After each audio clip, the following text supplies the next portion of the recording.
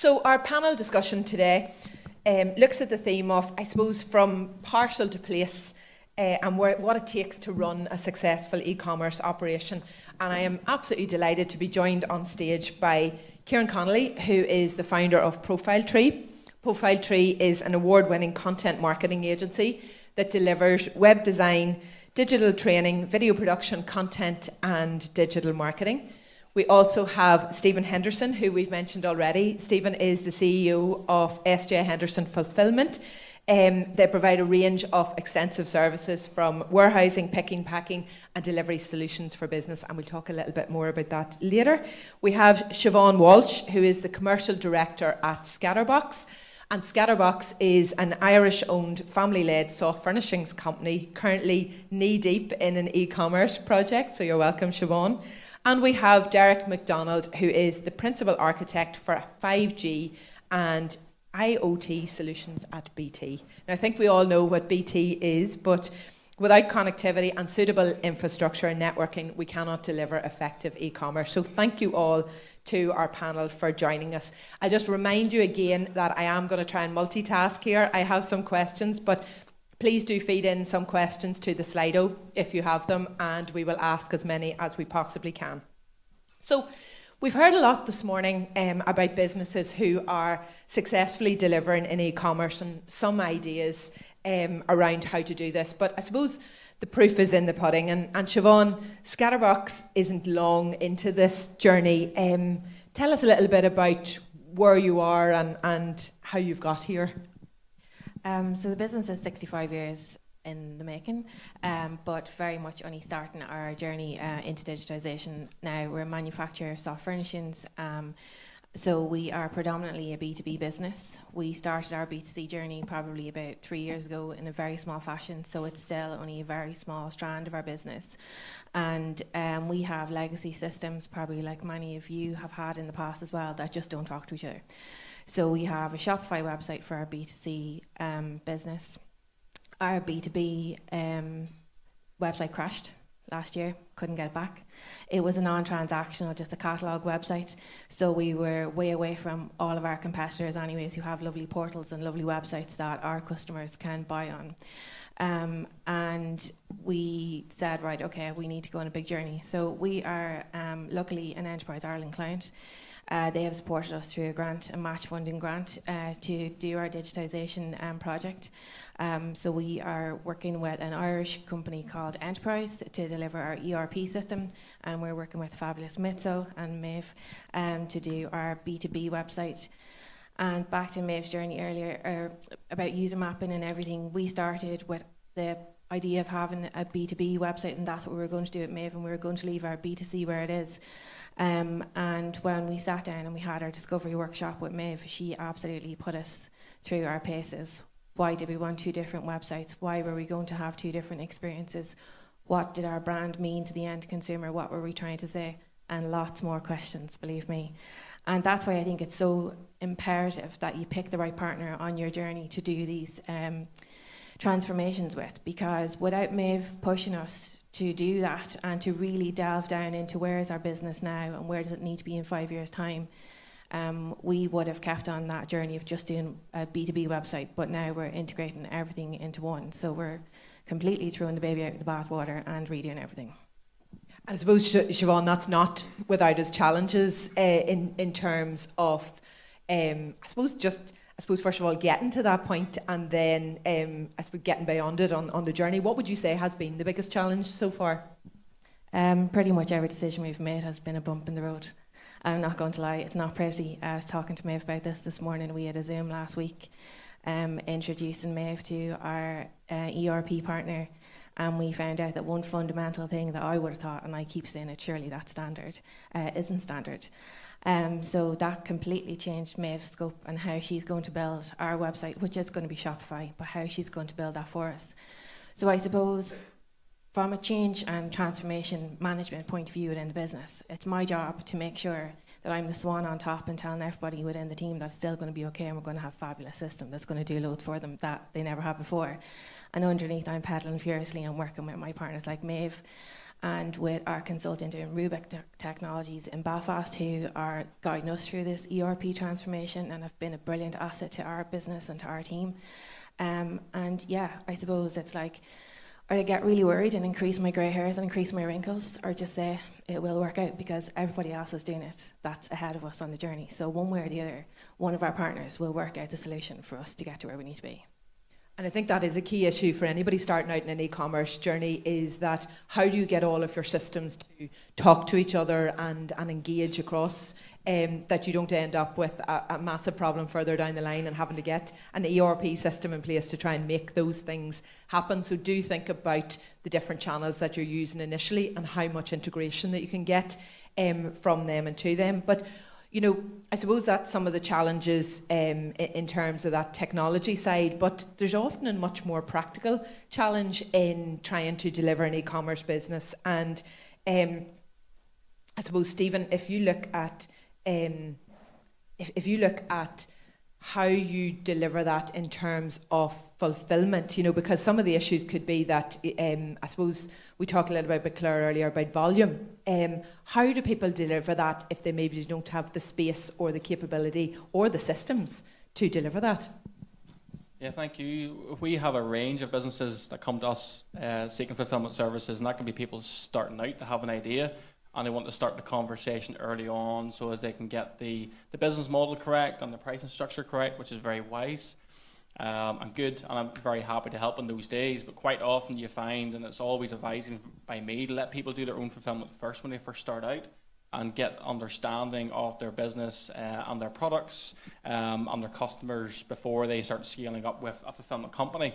So if I just stop you there in terms of people's understanding of fulfilment, I suppose if you maybe just explain a little bit about that, Stephen, in terms of volume, what does fulfilment mean? Sure. So we offer warehousing. Essentially, it's a warehouse, and e-commerce businesses can send their stock to our warehouse from their suppliers directly.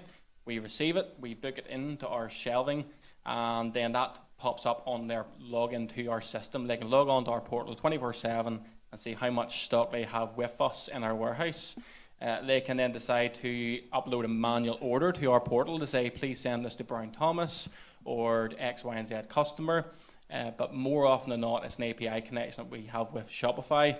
Most of our clients have Shopify stores for both B2B and B2C, and that's where the orders will come through automatically via that API. So these businesses can receive orders over the weekend or during the day, and they come to us in real time. We pick, pack, and dispatch, and as soon as we dispatch that for them to their customer, a smart is dispatched on their Shopify store, and then their email triggers will kick in to say, oh, hey, Maeve, your order has been dispatched. Here's your tracking number, without our company details included there at all. So really we're hidden behind the scenes doing all the operations for e-commerce businesses, meaning they don't have to have a warehouse, don't have to have the staff to manage that. They need to just focus on sourcing, buying and selling. And I think that's fascinating because it's maybe an area of e-commerce that people don't think about. How am I actually going to fulfill the orders that are coming through our systems? So, you know, I suppose, Ciaran, if you look at it, Stephen's talking there a lot about the practical side of things that you do, but a lot of e-commerce success, and we talked a little bit about this to Claire, you know, can come down to personalising the customer experience. Talk to us a little bit about how you do that, or how that personalisation works to create that brand loyalty.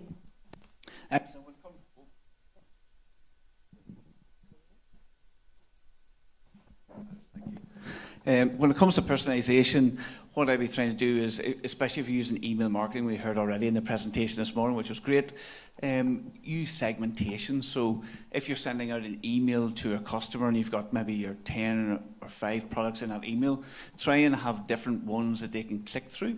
So when they click on that, so you might have something for kids, you might have something for parents, you might have something for the pets, and basically have segmentation. So if someone clicks on the kids section, then they go into a different list. So you can actually take your email list of 1,000 or 2,000 people and have it segmented into their interests. So then when you follow up with emails, you're actually sending them very personalized emails that they will respond to. And that's a very quick win if you're doing email marketing. So you can generate that directly from looking or analysing their sales, rather than, some maybe a business is reluctant to issue a survey in terms of what are you interested in. So a lot of that can be automated, is that? No, totally. I would do that. Any email tool will do that today. It's super easy. If you're e-commerce, you're getting people onto a list, and that's the easiest way to do it, and it automatically happens. And then you've got people in the right list. So when you're sending emails, they're 100% on point, and you get your open rate up, you get your conversion up, and it'll be perfect. So I think we're getting a bit of a picture here now that we have to do a little bit of pay and to play when we're working in the e-commerce sector, and we also have to look at that email marketing and how we really personalise that experience. But I suppose this is all well and good, but without connectivity, not to be too dramatic, we are e-commerce less if we don't have decent connectivity. And I know we were all very impressed in your pre-chat with your title, Derek, which is an enterprise architect, ladies and gentlemen, very fancy. But tell us a little bit about what you do and how BT supports the role of e-commerce in this local area. Okay, so good afternoon, everybody. So I work for a part of BT called Division X. So if my title wasn't pretentious enough, where I work is even worse. So what we do in Division X is we concentrate on innovation, transformation, and we look at the new technologies, the AIs, the 5Gs, the Internet of Things. So in Northern Ireland specifically, we're investing heavily in our networks. So today Northern Ireland has something like 98% coverage from fibre, so your fibre to your home or your fibre to your business, but we're investing significantly now in 5G. So across the UK, we have something like 58 cities where we've upgraded all the 5G masts to 5G. So you're all sitting here today, and if you can get 5G on your phone, it's lying to you. So the 5G that you see today in Northern Ireland is actually 4.5G. So it's 4G pretending to be 5G. I'm shocked. I know, it's terrible. And it's not just us, they're all at it. So what we're doing is we're investing, we're improving all of that 5G to what we call 5G standalone. So that's full fat 5G from start to finish. And what it allows everybody to do, whether it be on your handset or in your business or for connectivity, whether it be mobile or fixed, is to use that public network to actually do things faster, do things in a more secure way, and have what we call lower latency. So when you have systems like Shopify talking to Stephen's platform, they can do it so much quicker, and they can do it so much more securely and so much more reliably. But even for Newry as an area, we're investing in, we have plans, and we're in conversation with the Newry Morning Down Council, and we're aligning with the growth deals. So we're looking at ways that we can target that investment so that it actually benefits Newry as an area for those existing businesses, and also for inward investment that's thinking about coming to Newry. Derek, I suppose, looking at that, and whenever you start thinking about that circular thing, the demands on the system are just absolutely immense, and not least as technology continues to advance. And we talked, I suppose, in our pre-chat, and we've talked a little bit about this morning, the many AI tools that are out there. Ciaran, we had a little mini debate on our favourite one. I know we've dissension from Paul down there in terms of what that may be, but you do have a favourite, and I suppose if you talked a little bit about the potential of that and how people can use it in their e-commerce journey. Of course. Let's chat about ChatGPT. Yeah, no, 100%.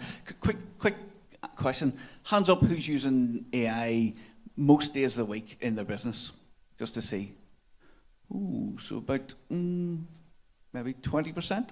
Really interesting. So I would say you have to be using AI nearly every day of the week to help you scale up what you're doing, keep your costs down, and achieve more. With ChatGPT, you can, on the paid version, and free, but the paid version, you get the best output. And we'd see when people try ChatGPT, they'd say it's not that good, or not getting any results. If you go to the paid version, I think you get amazing results. So you ask it to say you have a challenge in your business, ask it what a great prompt would be, and it will give you what you should ask it and put it back in. And the second thing is, take all of your data. Look, we've all so much data on your Facebook analytics, your Google analytics. Take everything you have, upload it, and create a project. It knows more about your business than you do. I can guarantee you that. And then ask it some questions. What can I improve? What's good? What's bad? Where am I winning?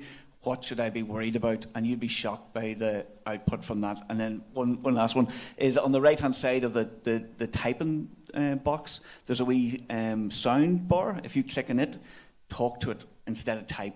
It's easier, faster, and it'll feel more useful, and you'll have a conversation, which is great.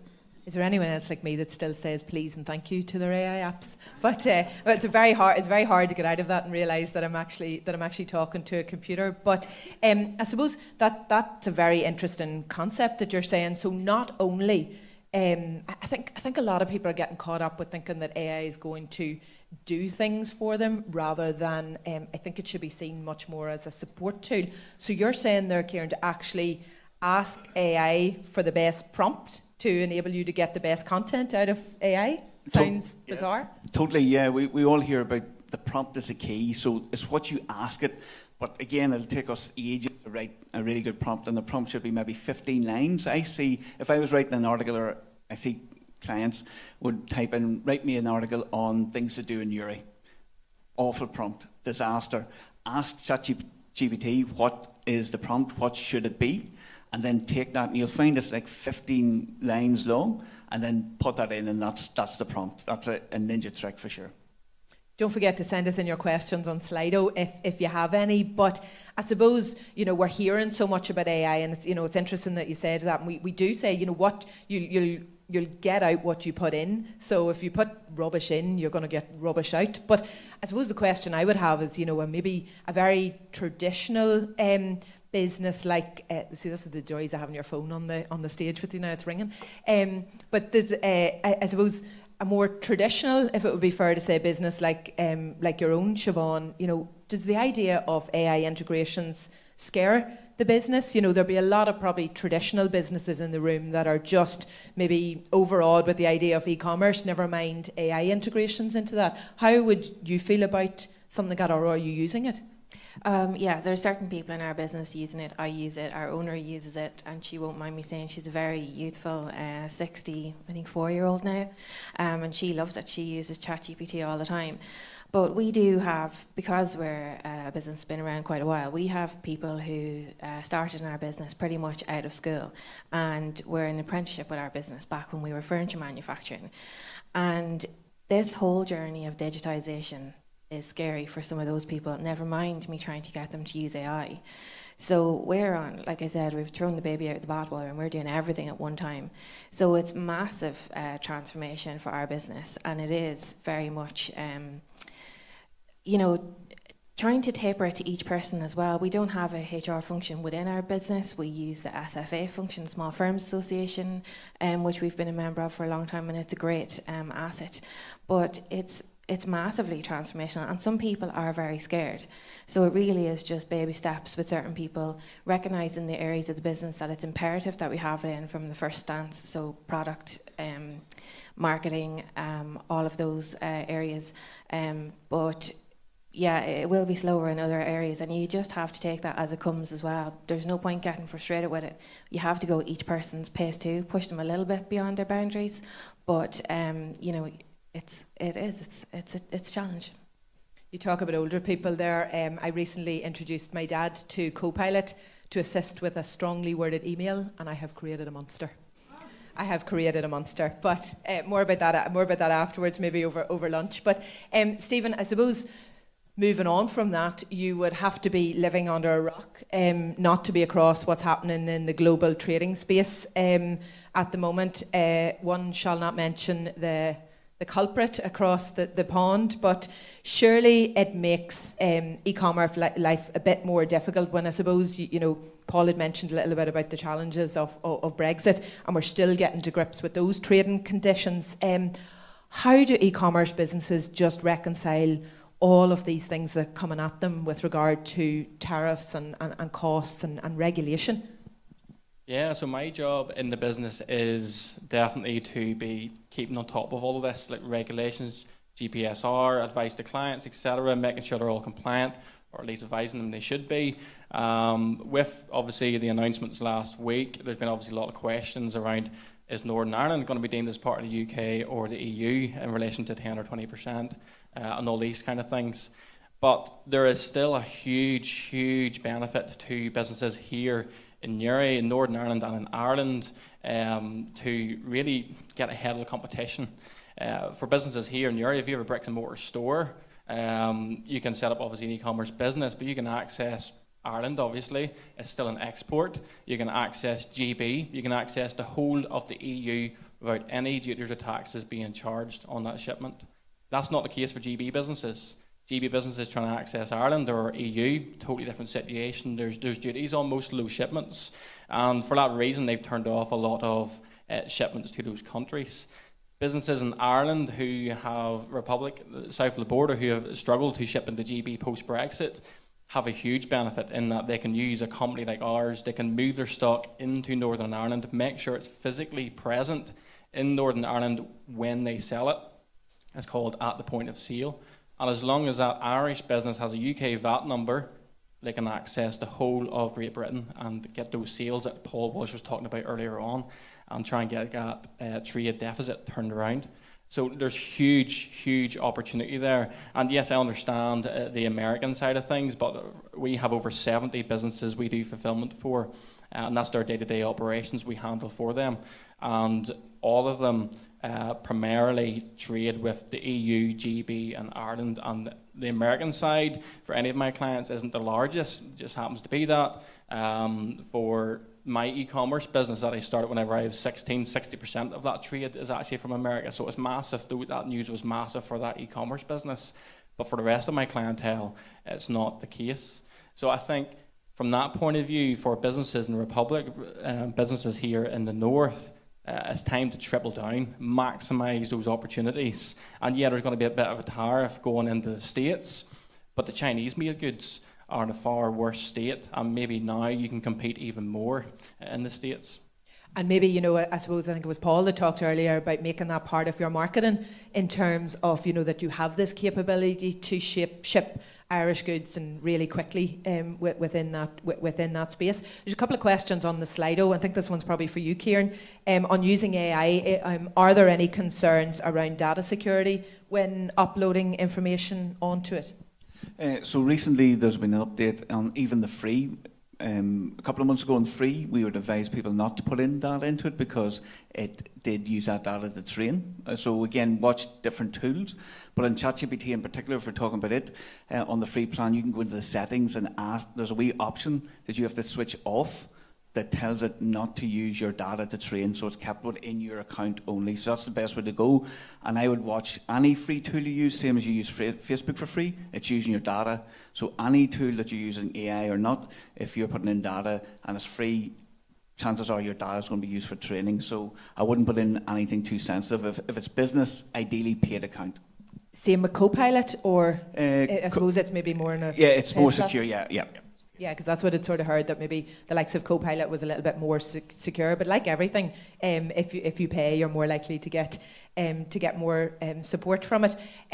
This is probably one of them. You know, I'm conscious of time, and I was going to close with a sort of quick fire question to each of our panelists. There's one here for you, Derek, in terms of, and this was the first question I raised with him when we chatted about my lack of coverage going out the Camla Road. But somebody has commented here. And in terms of even struggling to get onto the Slido, what is next? We would traditionally be seen as probably somewhere that struggles with connectivity. I know you can't go into great detail on it, but can we, I suppose, give the audience a little bit of encouragement that there are big things coming for Newry? Can we say anything? Yes. Yes and no. That's all that we're going to say. But. So I can't say too much, right? I'd said, what do you call them, Kuna, things are going to get better. Things will only get better. Absolutely. So, as I said earlier, we are investing in our 5G SA network. I did say we are aligning that with where the growth deals are. Newry's got a growth deal, right? So I'm not going to say too much more than that. What 5G SA will do will give greater coverage, greater capacity, greater speed. But there's other clever things that we can do once we have 5G SA.